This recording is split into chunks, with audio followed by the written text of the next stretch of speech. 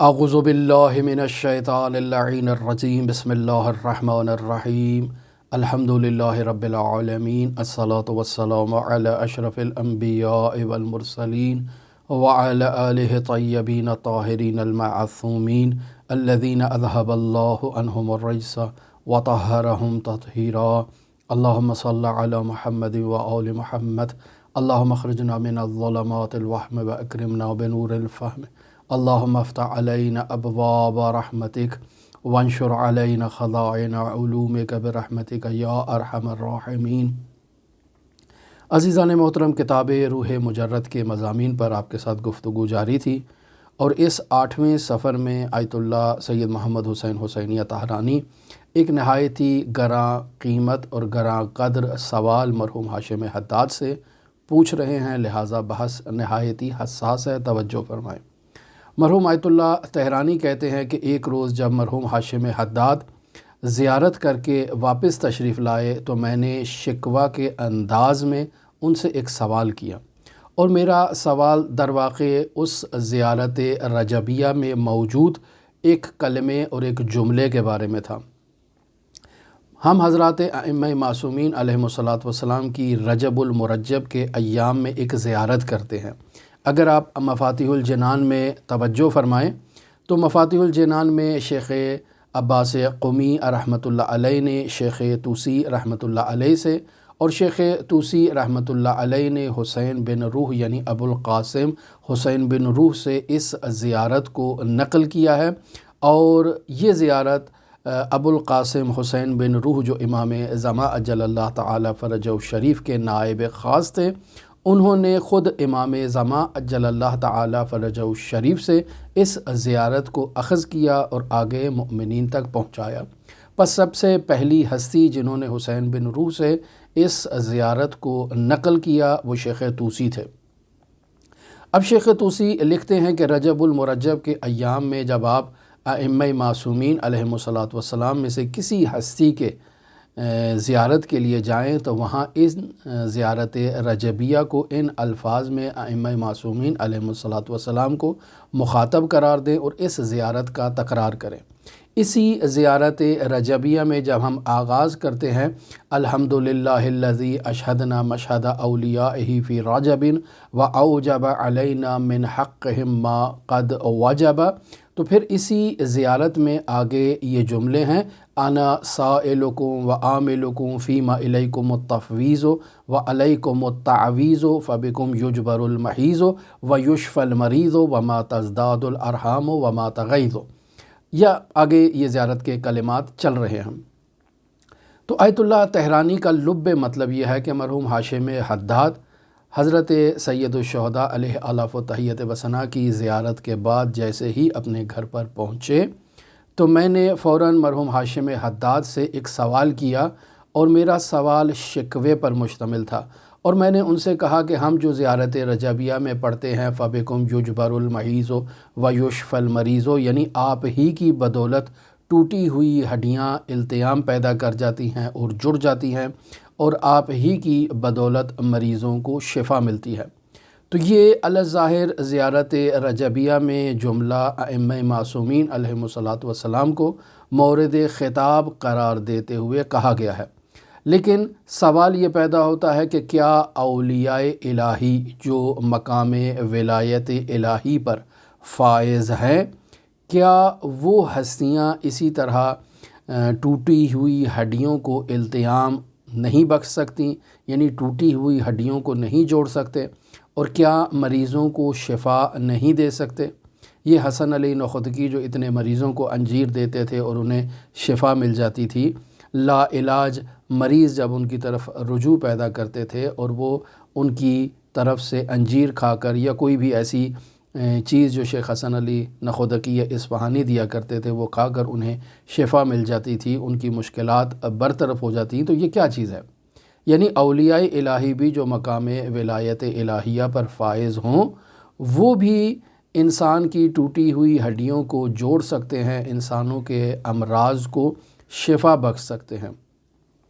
لیکن یہاں سوال کرنے کا مقصد یہ ہے کہ بنیادی طور پر ہم روحانی بیماریوں میں مبتلا ہیں، تو ہماری جو سب سے بڑی آرزو یا سب سے بڑی جو خواہش ہے وہ یہ ہے کہ حضرات ائمہ معصومین علیہم الصلاۃ والسلام ہمارے روحانی امراض کو اسی طرح سے شفا بخشیں جیسے ہم ان سے تقاضا کرتے ہیں، یعنی فَبِكُمْ يُجْبَرُ الْمَرِيضُ وَيُشْفَى الْمَرِيضُ، یعنی ہم نہیں چاہتے کہ ہماری جسم میں فلاں مقام پر جو مرض ہے اسے ائمہ معصومین علیہم الصلاۃ والسلام شفا دیں۔ البتہ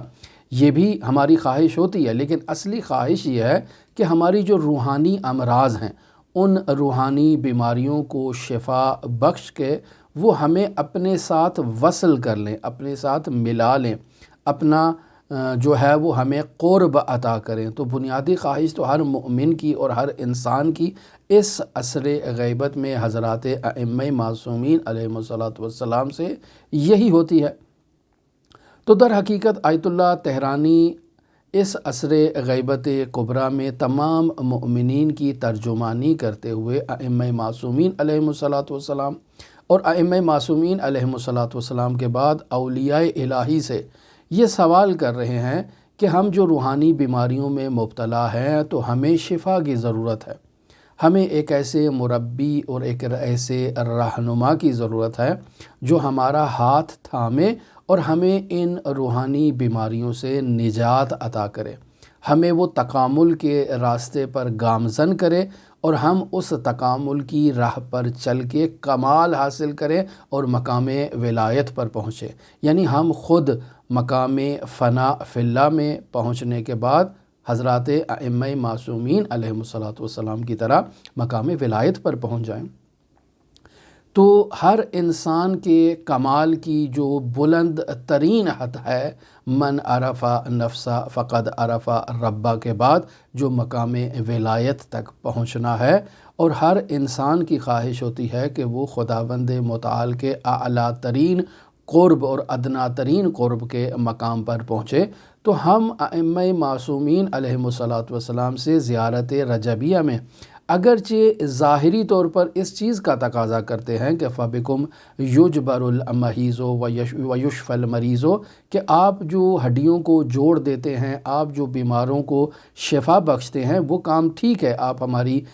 ہڈیاں اگر ٹوٹ جائیں تو انہیں التیام بخشیں، اگر ہمارے اندر بیماریاں پائی جاتی ہیں جو ظاہری بیماریاں ہیں ان کو شفا بخشیں، لیکن حقیقی ہماری مراد اور تمنا یہ ہے کہ آپ ہمیں وہ مقام فنا فی اللہ تک پہنچنے میں ہماری مدد کریں، اور جو روحانی امراض اور اخلاقی امراض، یہ جو اخلاق ذمیمہ کی صورت میں ہمارے وجود میں پائے جاتے ہیں، یہ جو پست رذائل اخلاقی ہمارے اندر موجود ہیں، ان اخلاق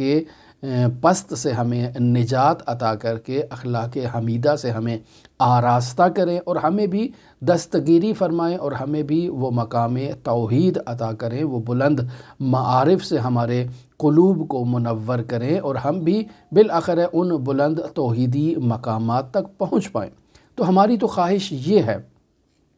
لہٰذا مرحوم آیت اللہ طہرانی کہتے ہیں کہ در واقع میرا مرحوم ہاشم حداد سے یہ شکوہ تھا کہ آپ جو مقام ولایت پر فائز ہیں اور ایک انسان کامل ہیں، تو آپ ہماری یہ باطنی دستگیری کیوں نہیں فرماتے ہیں؟ اور نہ صرف یہ کہ میری دستگیری باطنی فرمائیں، بلکہ تمام وہ افراد کے جو آپ کے عقیدت مند ہیں، آپ ان کے ساتھ ایسے برتاؤ کیوں نہیں کرتے؟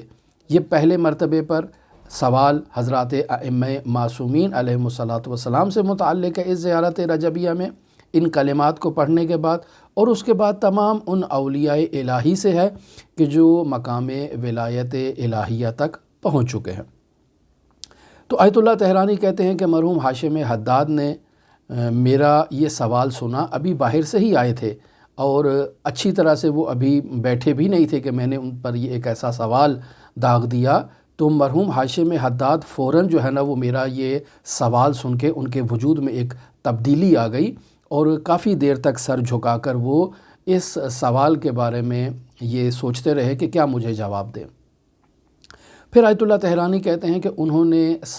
سر اٹھا کر مجھ سے یہ کہا کہ کیا اولیاء الہی کے پاس ہڈیوں کو جوڑنے اور مریضوں کو شفا دینے کے علاوہ اور کوئی کام باقی نہیں بچا کہ اب وہ لوگوں کے امراض میں ان کو شفا دینا شروع کر دیں؟ اور بطور خاص روحانی امراض میں انہیں شفا عطا کرنا شروع کر دیں؟ کیا اس مقصد کے علاوہ اور کوئی کام نہیں ہے؟ لیکن مرحوم ہاشم حداد نے جس نقطے پر فوکس کیا وہ اس زیارت کے ظاہری جملے پہ تھا، یعنی فَبِكُمْ يُجْبَرُ الْمَحِيضُ وَيُشْفَى الْمَرِيضُ، یعنی آپ ہی کے توسط سے ٹوٹی ہوئی ہڈیاں جڑ جاتی ہیں اور مریضوں کو شفا مل جاتی ہے۔ تو فرماتے ہیں کہ کیا اولیاء الہی کا صرف یہی کام رہ گیا ہے کہ وہ ٹوٹی ہوئی ہڈیوں کو شفا دیں، التیام دیں، جوڑ دیں اور بیماروں کو شفا عطا کریں؟ کیا آپ نے اس نقطے کی طرف بھی کبھی توجہ کی ہے کہ وہی ذات ہے جو ان ہڈیوں کو توڑتی بھی ہے اور پھر وہی ذات ہے جو ان ہڈیوں کو جوڑتی بھی ہے؟ کیا یہ نقطے کی طرف توجہ کی ہے کہ انسان جو بیمار ہوتا ہے تو اسے بیماری عطا کرنے والی ذات کون ہے؟ پھر اس بیماری سے شفا دینے والی ذات کون ہے؟ تو اگر آپ مبدا اور منتہا دونوں کی طرف توجہ کریں تو آپ کو واضح معلوم ہو جائے گا کہ دونوں طرف ذات تو واحد ہے۔ بیمار کرنے والی ذات بھی وہی ذات رب العزت ہے، شفا دینے والی ذات بھی وہی ذات رب العزت ہے۔ یا اگر ائمہ معصومین علیہم الصلاۃ والسلام کو جو ولایت کے اس مقام پر فائز ہیں ان کی طرف اگر توجہ دی جائے تو وہی ہستیاں بیمار کرتی ہیں، پھر وہی ہستیاں شفا بھی دیتی ہیں۔ تو پھر اس اعتبار سے مرحوم ہاشم حداد کہتے ہیں کہ یہ تو سب عشق کا کھیل ہے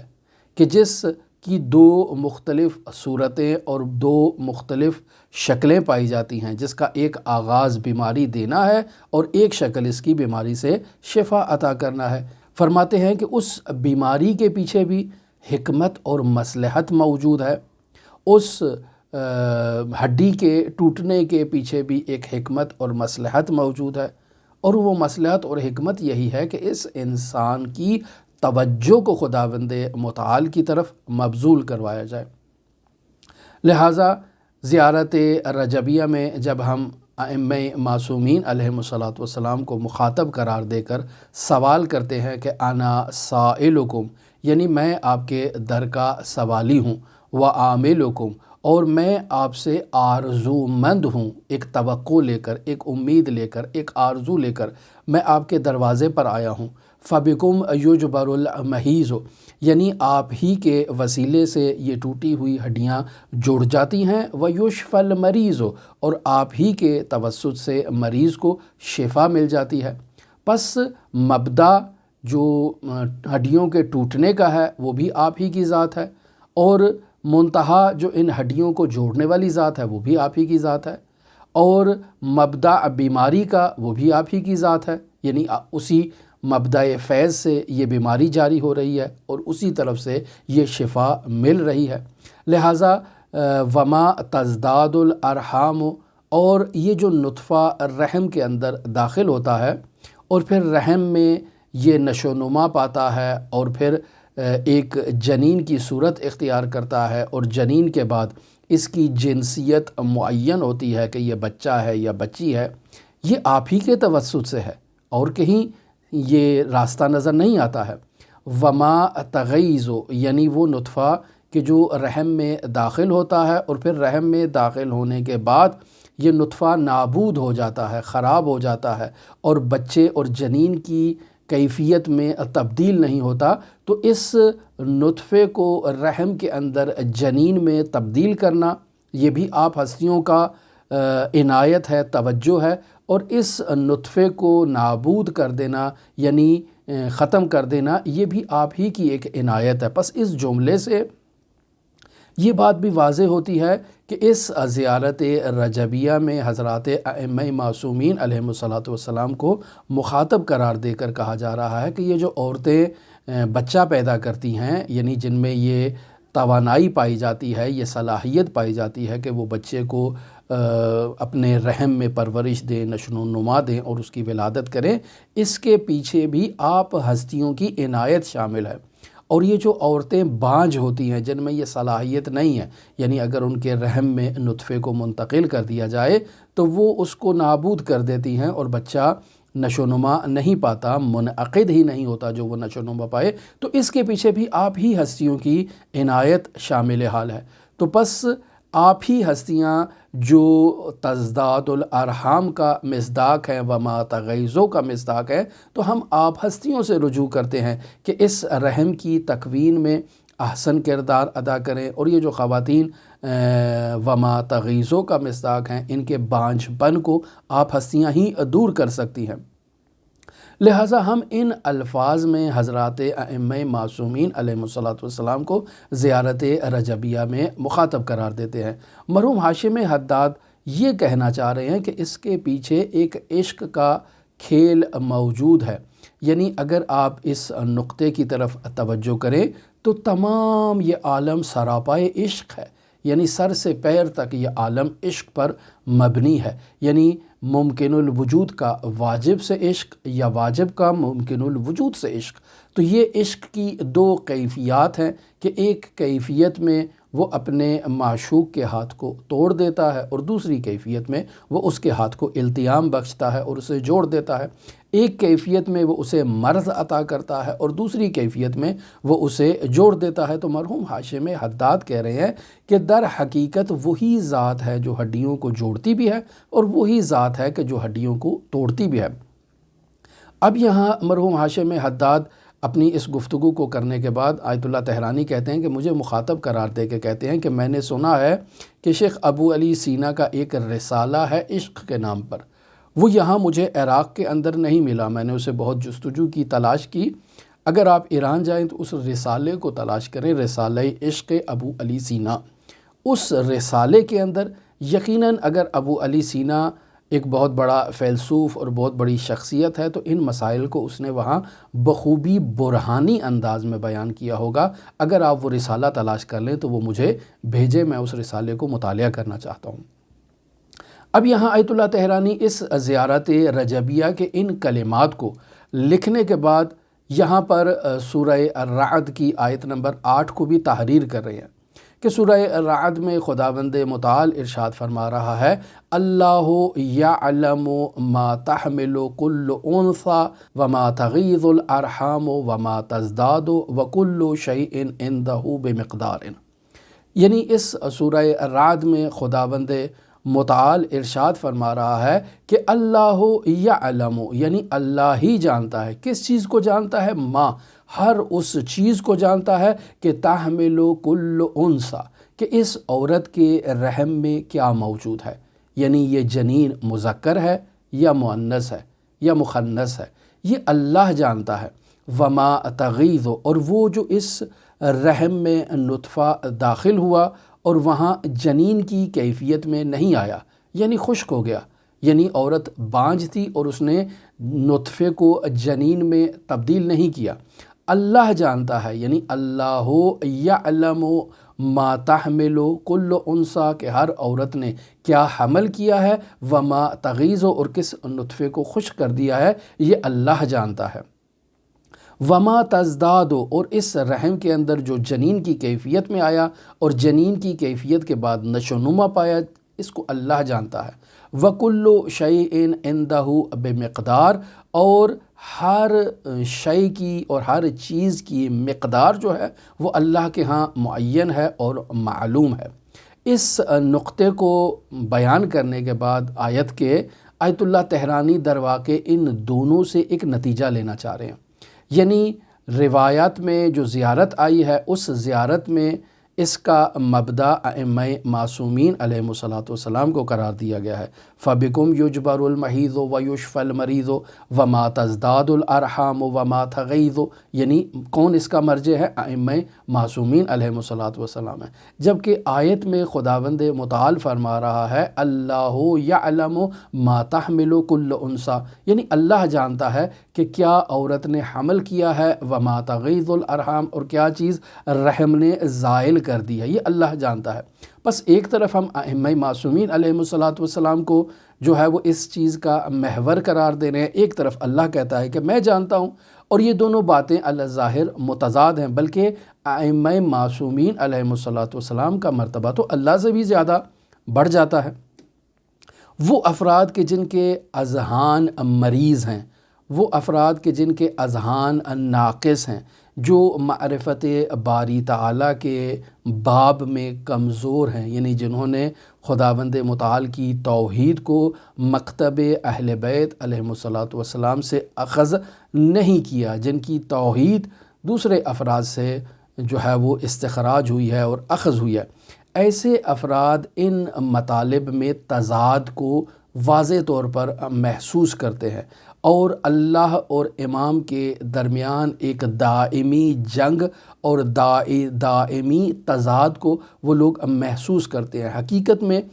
وجہ یہ ہے کہ ان افراد کی خود سوچ میں تضاد پایا جاتا ہے۔ اللہ کا علم ذاتی ہے، امام معصوم علیہ الصلاۃ والسلام کا علم مستقل اور ذاتی نہیں ہے، بلکہ ان کے پاس جو علم ہے وہ علم الہی ہے۔ تو بس بات واضح ہو گئی کہ یہاں تضاد نہیں ہے، اس ذات کے پاس جو چیز موجود ہے وہ اس کی ذاتی ہے، وہ کسی کا محتاج نہیں ہے، جبکہ ائمہ معصومین جو اسی ذات سے فیض کو دریافت کر رہے ہیں اور آگے اسے منتقل کر رہے ہیں، تو یہاں یہ ہستیاں واسطہ فیض ہیں، ان کے پاس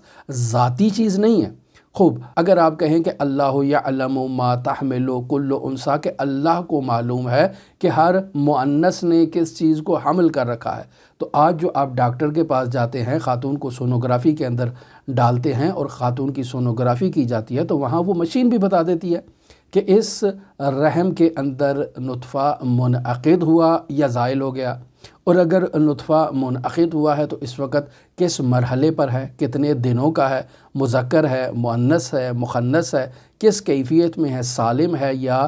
غیر سالم ہے، آیا ناقص العضو تو نہیں ہے، آیا 1 ہے یا 2 ہے یا 3 ہے یا 5 ہے، یہ سب تو آج کل مشینیں بتا دیتی ہیں۔ تو کیا یہ مشین اللہ تبارک و تعالیٰ کی شریک ہیں؟ چونکہ خدا نے تو کہا اللہ یعلم، اللہ جانتا ہے، یعنی اللہ کے علاوہ تو کوئی نہیں جانتا ہے۔ تو یہ سونوگرافی جو آج کہہ رہی ہے کہ میں جانتی ہوں، تو یہ اللہ کی شریک ہے، یعنی شریک باری تعالیٰ ہے۔ پس وہ افراد جو طرز تفکر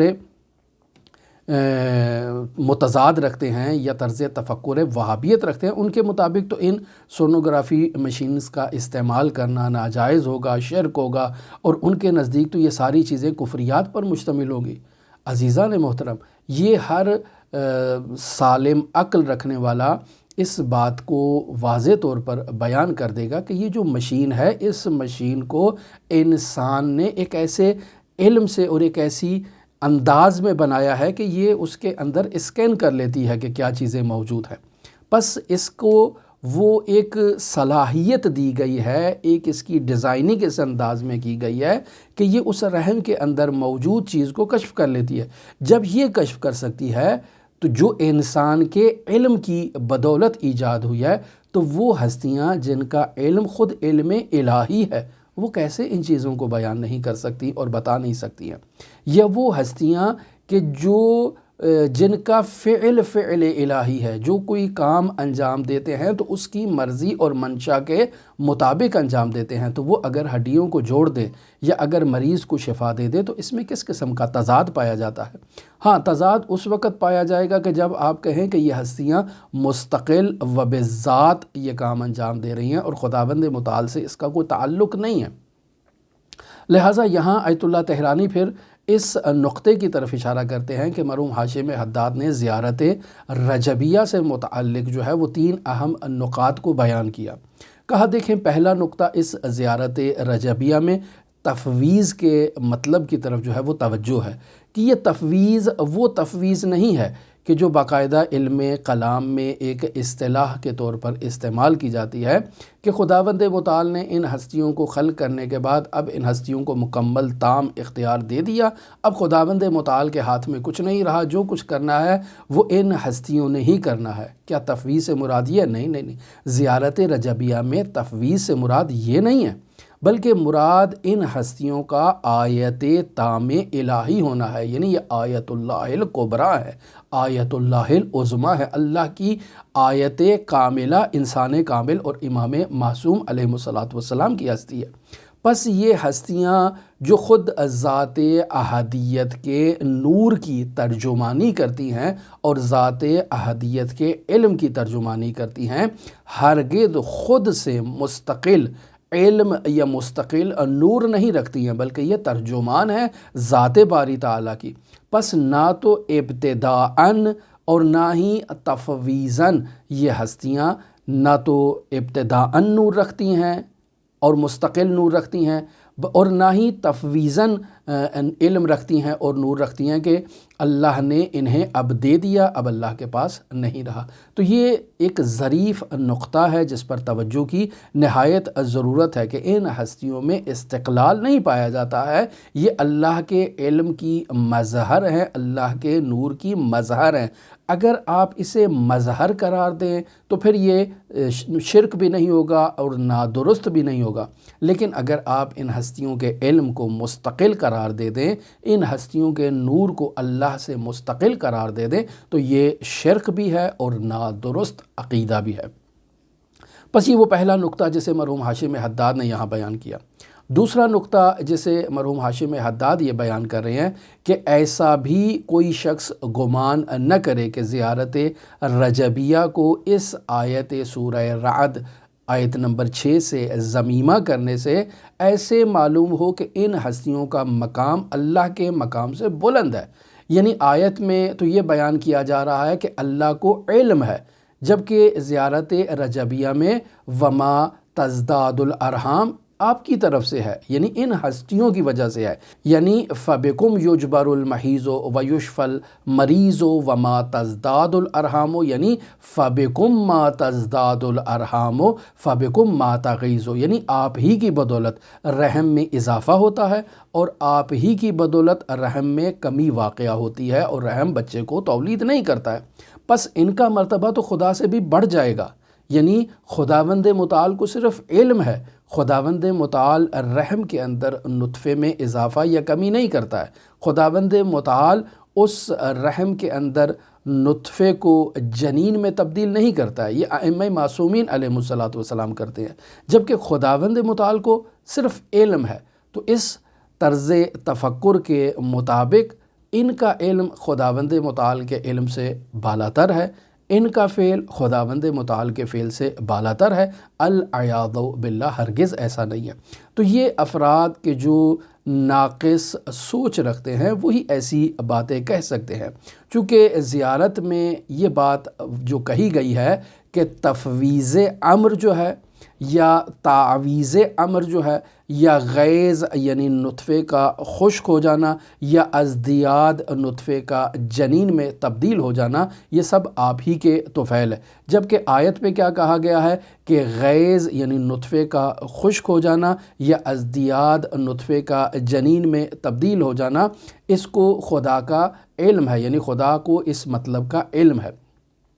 پس ان دونوں کو ملا کر نتیجہ یہ نکالا جائے، یعنی زیارت رجبیہ اور اس آیت کو ملا کر اگر یوں نتیجہ نکالا جائے کہ بنانا یا گھٹانا ان کے اختیار میں ہے، ائمہ معصومین علیہم الصلاۃ کے، اور خدا کے اختیار میں نہیں ہے۔ خدا کو صرف اس کے تکوین کا تکوینی علم ہے، یعنی خدا کو معلوم ہے کہ ائمہ معصومین علیہم الصلاۃ نے کیا چیز بنائی ہے، اس کا علم ہے، بنائی نہیں ہے، بنانے کا کام ان کا ہے، خداوند متعال کو صرف علم ہے۔ تو یہ ایک باطل سوچ ہے، ایک باطل نظریہ ہے، چونکہ مسلمہ حقیقت جو شیعہ معتقدات میں بیان کی جاتی ہے کہ یہ ہستیاں ممکن الوجود بذات ہیں اور محتاج اللہ ہیں، ان کا علم مستقل نہیں ہے، ان کی ذات مستقل نہیں ہے، یہ لمحہ بلمحہ خداوند متعال سے فیض کو اخذ کر رہی ہیں اور آگے اس فیض کو منتقل کر رہی ہیں۔ پس یہ ممکن الوجود ہیں، وہ ممکن الوجود جو اپنے وجود کی تکوین میں اس ذات کا محتاج ہے، اور وہ ممکن الوجود کہ جو اپنے وجود کی بقا میں بھی اس کا محتاج ہے، ہر چیز میں اس ذات کا محتاج ہے۔ تو پس یہاں احتیاج کو مد نظر رکھتے ہوئے اگر آپ اس بات کو تصور کریں کہ یہ ہستیاں جو ہیں وہ مریضوں کو شفا بخشتی ہیں، ہڈیوں کو جوڑتی ہیں، رحم کے اندر جو چیز ہو رہی ہے اس کی تکوین کرتی ہیں، تو اس میں کسی قسم کا شرک نہیں پایا جائے گا۔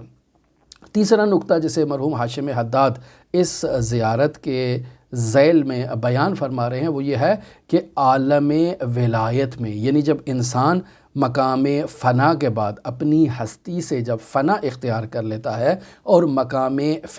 ولایت پر پہنچ جاتا ہے، تو اس مقام ولایت میں تعدد نہیں پایا جاتا ہے، یعنی ایسے نہیں کہیں گے کہ ایک ولایت ولایت الہیہ ہے، ایک ولایت ولایت امام معصوم ہے، اور ایک ولایت ولایت ولی الہی ہے، یعنی 3 ولایتیں وہاں پر نہیں پائی جاتی ہیں۔ وہاں تعدد نہیں ہے، تمیز نہیں ہے، یعنی 3 چیزوں کو آپس میں تمیز دے دینا، جدا کر دینا، افتراق کر دینا، تعین کر دینا، حدود کو معین کر دینا، یا تقید کر دینا، ایک کی دوسرے کے ساتھ قید لگا دینا، یہ معنی وہاں کوئی حیثیت نہیں رکھتا ہے۔ وہاں صرف اور صرف ولایت ہے جو خداوند متعال کے ساتھ مخصوص ہے۔ لہٰذا آپ دیکھیں سورہ کہف میں آیت نمبر 44 میں خداوند متعال ارشاد فرماتا ہے ہنالک الولایۃ للہ الحق، کہ وہاں ایک ایسی ولایت ہے کہ جو اللہ حق کے لیے ہے اور اس کے علاوہ کچھ نہیں ہے۔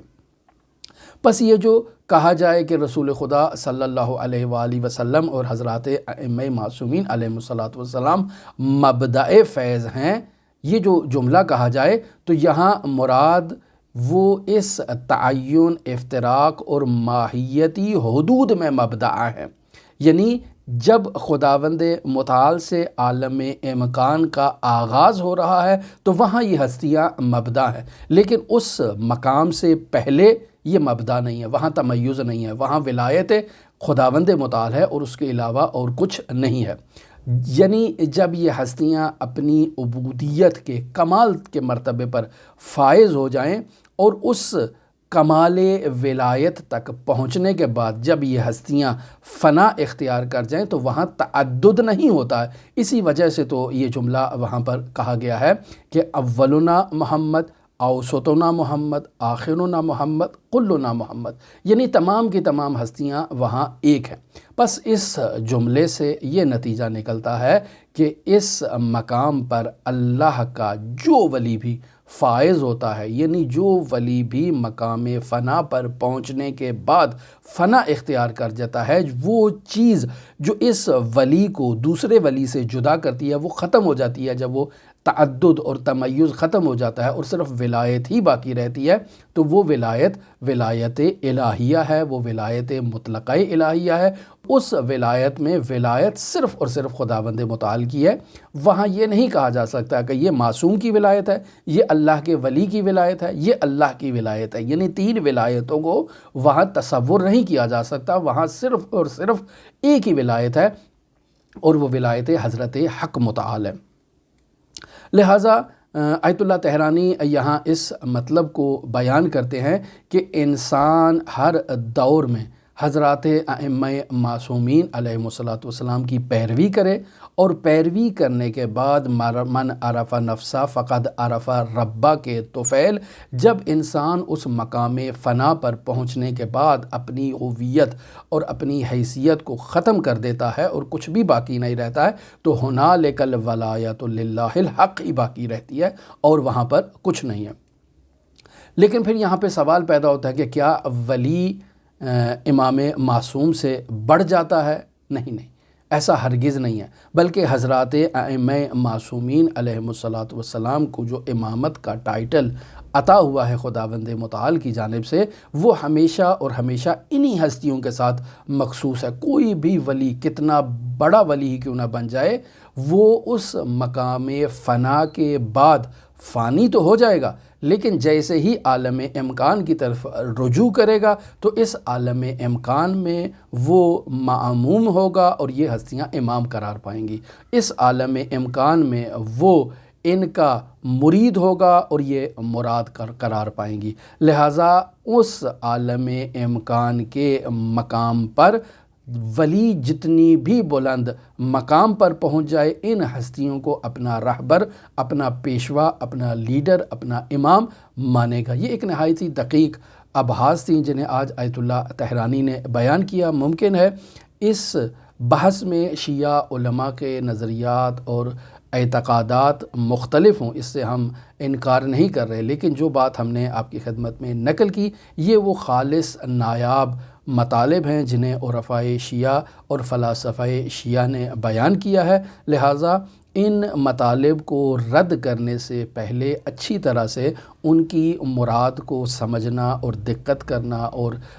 پہچان لینا کہ وہ کیا کہہ رہے ہیں، یہ نہایت ہی ضروری ہے۔ ہماری دعا ہے کہ خداوند متعال ہمیں ان نایاب اور قیمتی مطالب کو سمجھنے کی توفیق عطا فرمائے اور پھر ان پر عمل کرنے کی توفیق عطا فرمائے، اور اگر ہم درست انداز میں ان مطالب کو سمجھ لیں تو ہمارے توسل کی کیفیت مختلف ہوگی۔ خداوند متعال آپ سب کا حامی و ناصر اور پشت پناہ ہو۔ آپ تمام مومنین کے لیے امام علی ابن موسیٰ الرضا علیہ الاف و تحیت و ثنا کی نورانی بارگاہ میں نائب و زیارہ بھی ہیں اور دعا گو بھی ہیں۔ اللہم صلی علی محمد و آل محمد وعجل فرج قائم آل محمد۔